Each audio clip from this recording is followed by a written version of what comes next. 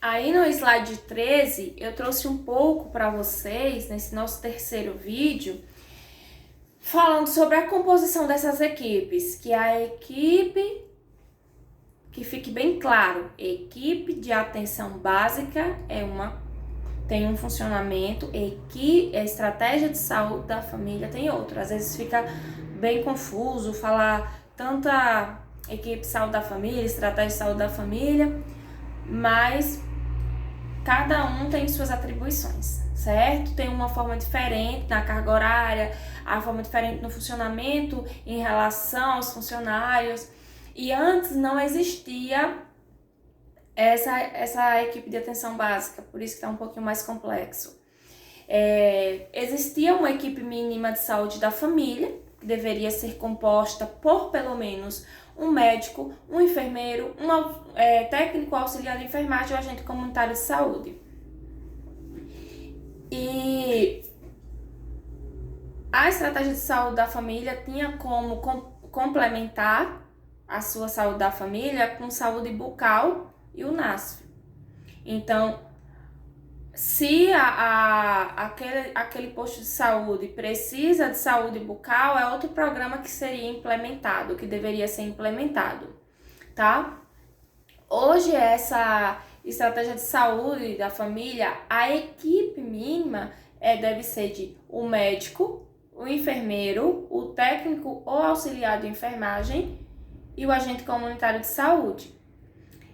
Tá normal como antes, porém, quando a gente fala de complementar o serviço, além de colocar a saúde bucal e o NASF, também está sendo transferido o agente comunitário de endemias, como a gente falou antes lá, viu? E a equipe de atenção básica, ela precisa seguir os parâmetros da estratégia de saúde da família. Aquela equipe que não existia antes. E eu fui colocando embaixo dos slides alguns pontos da lei para vocês lerem e entenderem, porque como eu vou me guiando por tópicos, então eu deixei uns pontinhos que aí vocês vão lendo e vão entendendo melhor. E no slide 14 eu falei aqui sobre a gerente da atenção básica, que não existia, que foi algo interessante. Na PNAB 2011, esse trabalhador não era reconhecido, e agora esse gerente de atenção básica é reconhecido. Se eu não me engano, local onde tenha mais de 2 equipes, é necessário que se tenha um gerente de atenção básica. O problema da brecha é quando diz que esse gerente deve ser preferencialmente de nível superior. E a gente sabe que para alguém fazer gestão, é necessário que tenha algum conhecimento de gestão e que seja de nível superior, né? Para que ordene as coisas de uma maneira melhor. Não desconfiando da capacidade de outros, porém, é necessário que se tenha uma capacitação profissional para isso, né? E a portaria acaba deixando essa brecha, né? E esse gerente, ele precisa ser preferencialmente de nível superior. Caso esse gerente seja um enfermeiro, ele só pode fazer gerência, tá? Vamos supor, eu estou na minha unidade de saúde. Eu atendo, faço pré-natal, faço a consulta, faço tudo. Eu não posso ser gerente. Se eu for gerente, eu não vou fazer a parte clínica. E vice-versa. Se eu faço a parte clínica, eu não vou ser gerente. Ou um ou outro, caso seja enfermeira, tá? E a inclusão desse profissional é avaliada pelo gestor local, segundo a necessidade do território e da cobertura da atenção básica. Temos também a oferta nacional de serviços e ações essenciais e ampliados, que não existia antes e que hoje já tem, que esses serviços também precisarão estar disponível ao usuário de uma forma muito clara, sabe? Uma forma de fácil visualização. As pessoas precisam saber quais são os serviços que a estratégia de saúde da família oferece a elas, certo? Então, é necessário que isso fique de forma bem clara. E aí, dentro de toda essa oferta nacional, eles criaram padrões essenciais e padrões ampliados, que ficou um pouco vago também quando dizem os padrões essenciais, que são ações e procedimentos básicos relacionados a condições básicas, e os padrões ampliados, que seriam serviços de uma tecnologia maior. Mas eles não dizem qual é a unidade que vai receber o qual serviço, qual a unidade de saúde que vai seguir um desses padrões, fica bem vago. A territorialização ou vínculo, que é algo extremamente importante, que antes a pessoa só podia se vincular a uma unidade básica de saúde. Hoje, a pessoa já pode se vincular a mais de uma unidade básica de saúde. Por exemplo, eu tô aqui na minha unidade de saúde e eu tive tuberculose. Só que eu moro só, e aí a minha família mora no bairro X, e a minha família quer me levar pra lá. Eu tô sendo acompanhada no meu posto de saúde, porém, minha família quer me levar pra lá. Se eu for pra lá, continuar meu tratamento, eu vou ser cadastrada lá também, e eu posso ficar com os 2 cadastros, tá?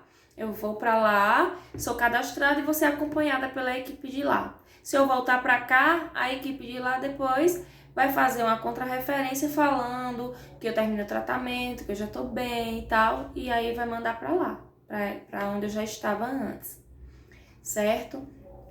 E o vínculo, que é algo extremamente importante, né? Esse vínculo de você tratar bem, de você acompanhar, de mostrar que se importa com o outro. Não é prometer o que você não pode cumprir, mas de você mostrar que você se importa de alguma forma e que você está ali para fazer o melhor no seu trabalho. Quanto à carga horária das equipes, que eu falei sobre as modificações no início, que a equipe de saúde da família, ela trabalha 40 horas, 5 dias por semana, certo? Os 12 meses do ano. E hoje existe isso ainda, porém só uma mudança nessa equipe de atenção básica, que gosta de ser pegadinha em concurso.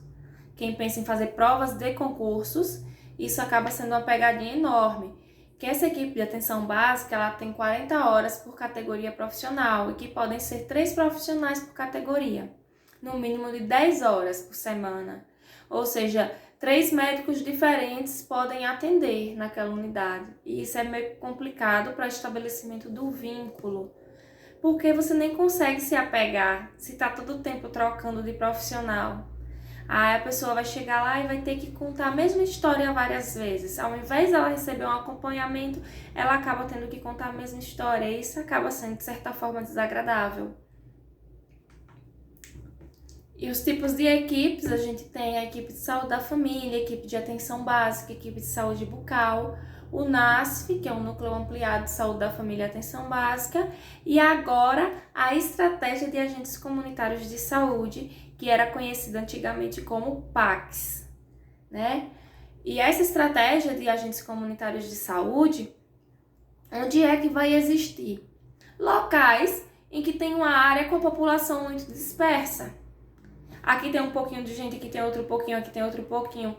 Uma suposição, um povoado ou vários povoados que são próximos, mas que tem uma população menor que 2.000 pessoas, bem menor mesmo. Aí a gente vai ter o PACS.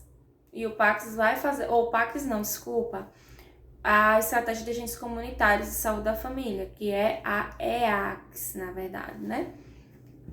E aí a gente vai ter essa modificação.